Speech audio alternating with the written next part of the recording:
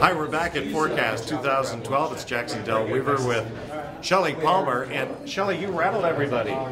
You just shook everybody up. Okay, I'm going to just ask you two key questions. The first was, you said, quote, technology is meaningless unless it changes the way we behave. Will you please elaborate on that? So there's a lot of bright, shiny objects that come out every day. There's always some new thing, the new thing, to quote Michael Lewis.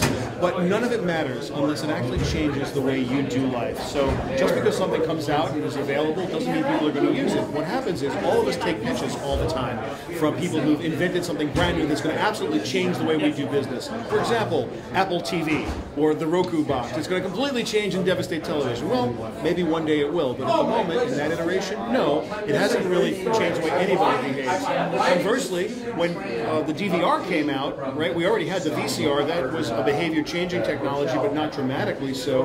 But when the DVR came out, it generally altered the way anyone who had one watched television and consumed media. It literally changed the industry. When Craigslist occurred and the internet started to take over classified advertising for newspapers, completely new behavior that no one had ever demonstrated before. When movie tickets and times became available online, people stopped going to the newspaper. They started to go online to do their movie timetables and ultimately buy their tickets. These are behavior-changing technologies. When something changes the way we behave, it's meaningful. And when it doesn't change the way we behave, it isn't meaningful. Okay, this is probably not a fair question. What's the next major behavior pattern change that technology could affect? That's really easy. That's actually a very easy one. It's the transition from 3G to 4G. 3G is a technical term for the third generation network that's out right now. It's called EVDO, or Evolution Data Optimized, on Verizon, or Edge on AT&T. But 4G is coming, and 4G will be end-to-end in 2013. It will literally be available coast to coast from both carriers, Verizon and AT&T. In 2013, 4G is going to change everything about how we do life because it's basically 6 to 10 times faster than 3G. So when you put a computer with the power of an iPad in someone's hand, and truthfully it will be more powerful than that in 2 years when it comes out, and you give them access to a network at that speed, everything about the way you do life is going to change. The way the cars interact with the cell phones, the smartphones, the way you interact with smartphones, right. Your access to information, your ability to communicate with one another, all will be enhanced by that network at a level we've unprecedented in our history. So that's the next big behavior-changing technology. We can see why everybody loved what you had to say. There's one other thing you said. You said, quote, I think I'm quoting you on this now, music radio has no right to succeed. Oh, no, I didn't say that. I said it has no right to exist.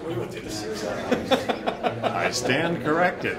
What do you mean, Shelly? Well, ultimately, you have to understand radio the art form as opposed to radio the platform.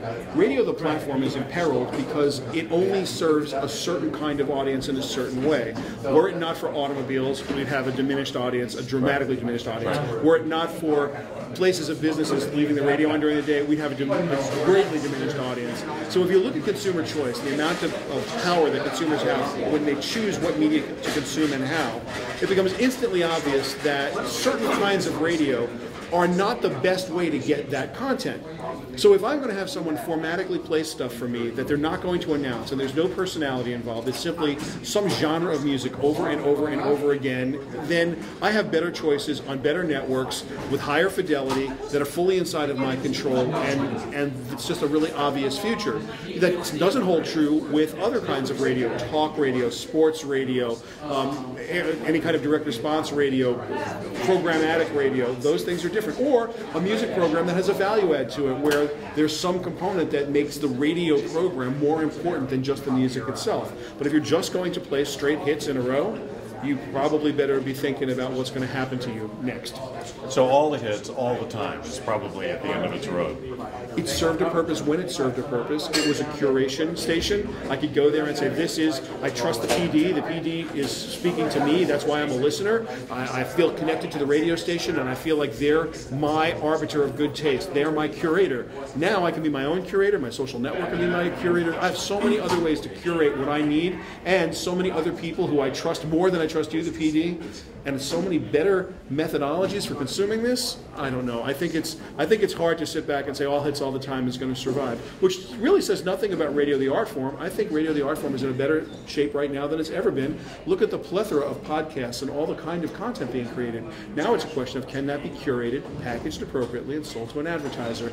That's a harder question, and it obviously begs for the question, radio the platform, what shape is it in? Radio the platform in a digital age, what shape should that take? Fascinating.